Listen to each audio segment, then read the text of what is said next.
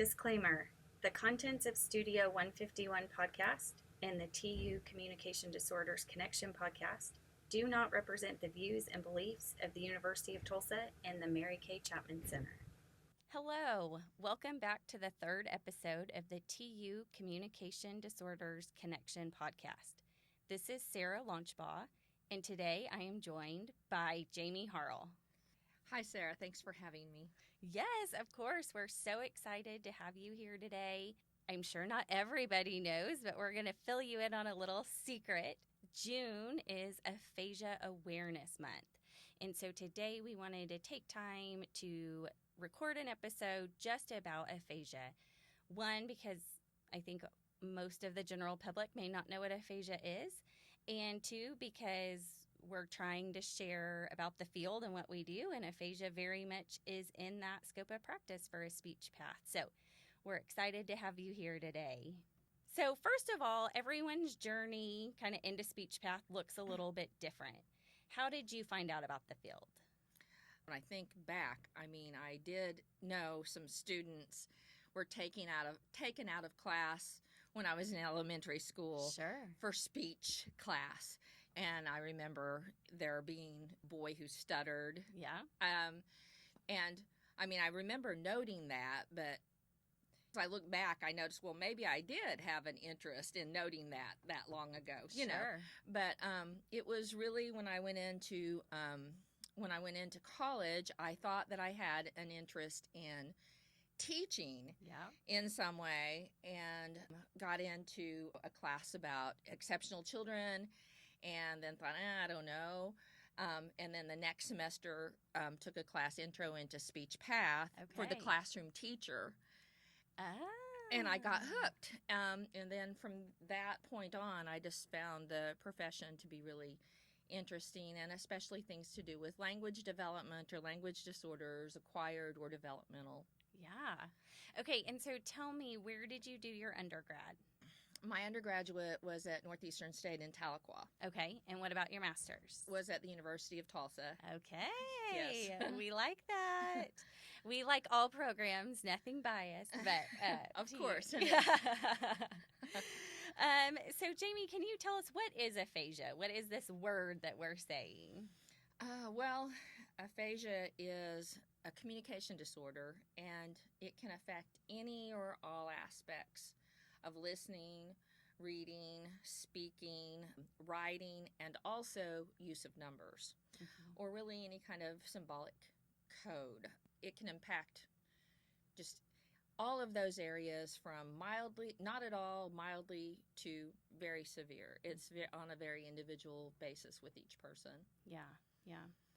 And in your opinion, as a speech path in the field, why is Aphasia Awareness Month important? Aphasia is so misunderstood by the general public, and even within professional settings. It's confused with having cognitive issues. It's confused with being confused. Sometimes even confused with being drunkenly. And aphasia, I have heard before that aphasia is more common than Parkinson's disease. And everyone kind of has heard of Parkinson's disease, whereas aphasia is a real stump for a lot of people. So I just think it's really important because so many people are affected by it, and it's misunderstood. Yeah, absolutely. And I know this is going a few years back, and of course I don't have all the data here to speak on it too much, but we had one of our graduate students do her original research about aphasia awareness, and her project was going to the Tulsa Police Department and doing training with them about aphasia, because pulling someone over with aphasia, they might think the person, like you said, was impaired or under the influence, or something was more like intoxicated wrong, as opposed to Yes, this is just a communication. Yes, this is a problem that's happening in my brain. Yes, exactly. Right. So very interesting. So how can SLPs help with aphasia? Oh, in every way. We really are the experts in this. And it's our responsibility to advocate for our people and to just educate the community. So things like this that promote community awareness are important. Then, as well as therapy, we provide therapy, and we can provide therapy in different settings and one-on-one, sometimes group settings. Like I said, we're the experts, so we have the resources or have the knowledge of where to point people for resources to deal with living with aphasia. Yeah, that's a really good point about us being the experts, and also something that I know, depending on the setting, which kind of leads into my next question for you, but depending on the setting, a big part of therapy can also be family education or peer education, work education. Like you said, we want them to become advocates for themselves. We want to help advocate for them as well. But sometimes it's educating the other people in their environment as well. Absolutely. Yeah. Okay, so what settings have you worked in with this population? I have worked in most of the settings with this population, as far as acutely in acute care, from the intensive setting to just acute care, and then inpatient rehab, outpatient rehab. I've done some skilled nursing, some long-term care, home health. Oh, you really have covered all the bases. And also home health. I'm trying to think. I don't think I've worked with aphasia with teletherapy yet, but I would love to. Okay. And then also kind of community programs that are available. That's also something that I'm doing now. That's not really outpatient therapy, but a community outreach therapy. Yes. Yes. Can you tell us more about that? Yes, that's some of the work that University of Tulsa does at the Center for Individuals with Physical Challenges. We have some groups there that are just wonderful. There's a couple of communication groups. One is for people that have a lot of difficulty communicating, and they come together and support each other, and we work on some different topics in the groups. And then there's also a communication group that works more on conversational speech and public speaking, and for people who still have challenges but maybe not as much difficulty. Both of those groups allow people to come together that struggle with some of the same things. There's also a book club that is run at the center through the University of Tulsa, an aphasia book club. Right now we're reading a book about Kirk Douglas and his stroke, and communication issues after his stroke. And I find that interesting. Who picked the book? Actually, I think Dr. Stanton picked the book. Okay. I didn't know if how that was guided. Yeah. Yes, but she may have done that with some survey of interest. I'm not exactly, but it's an interesting book. And of course, he's a celebrity that was in the spotlight. He's before our time a little, so the reference is not as fresh maybe as Bruce Willis. Yes. but any back to this. So we have the book club, and also there is a support group that meets monthly there. A support group for aphasia that's open to members or their families. And these are some of the ways that we really try to bring education and support to this population. Yeah, that's great. And I think a unique thing about the center, or kind of a special thing about the center, is, again, it's not individual therapy. It's something that they can do in a group setting for years and years and years. It's not that it has to be in that first year, that first few months post-incident. They can go. Exactly. It's something that they can come to forever, as a class that's available to that they enroll in as a member of the center. Yeah. And it's a very social communication practice. Yeah. Very cool. What is something that you have learned about aphasia that you may not have known or realized when you entered the field? I would just say how impactful it is on people. Just every aspect. It can make someone not want to go to their doctor, not want to answer the phone, not just in general feel always misjudged or misunderstood, or like it's not worth the effort to try. And so I just how pervasive it really is in all aspects of life. It's not just about answering questions or even just communicate, just even the verbal communication. It's just so many layers, and it affects all relationships and self-image. And Yeah. so I think that's that. And then from a clinician perspective, it's been interesting to me just to see how much use of numbers is involved with aphasia too, on a different page. But anyway. Yeah, absolutely. And so one of the things we talk a lot about with our students, honestly, I start the conversation at undergrad, or I try, but definitely at the graduate level, is I think we all kind of come into the field, or students tend to, I shouldn't say we all do, students tend to come into the field with this like narrow vision of like, I'm only going to work in the schools, or I'm only going to work with adults, or I'm only this or only that. But as you talk to people who have been in the field for a little while, that is not always the case. Sometimes I was only going to work in the hospitals until I moved to Tulsa and couldn't find a hospital job. So then I worked in the public schools, and guess what? I loved it. So you just never know. But so thinking back, were you the student that knew you wanted to work with aphasia, or is aphasia something that kind of came into your life that you weren't expecting? As a student, I was excited about every opportunity I had in real life therapy. Yeah. So I thought any setting I was in or anything that I worked with was what I wanted to do. Perfect. And that went from, I did an internship at the Parkview School for the Blind. So I was sure that I was going to get certified for vision impairment. And then the Hannon Early Learning Program. Oh, and then yes. I was convinced I was going to be 0 to 2. And then just literally everything that I thought my graduate project was on stuttering. Okay.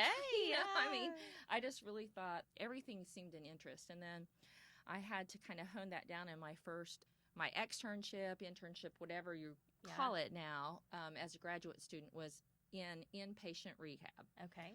And that's kind of where I got the love for that setting and that kind of therapy, intensive therapy, and that just kind of almost, you're not quite at ground zero there because there may be a week into it, but it's pretty close.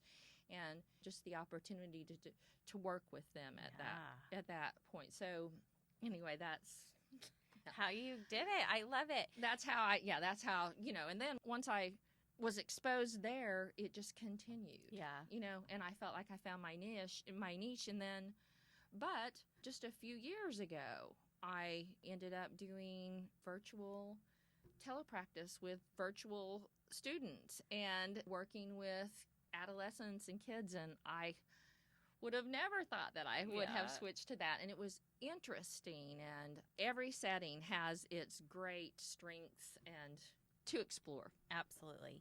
And that's, again, I think just one of the really cool things about our field is you can, and I still to this day read more about a new voice therapy, and I'm like, oh my gosh, that's so cool. But the reality is, like, I can't do all big 9 areas. I have to stay in my lane a little bit. And sometimes we do pivot. We pivot that lane, but then our new lane needs to be what it is for a minute, right?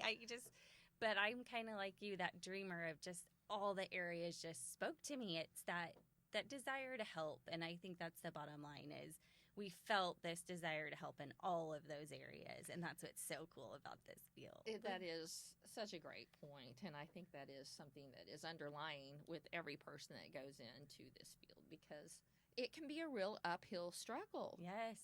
This is working with people who have disabilities, whether acquired or congenital. And there's just a lot of emotional impact that goes with that doesn't go with a lot of other professions. Yeah, absolutely. Oh, gosh. I just get all the feels talking about it.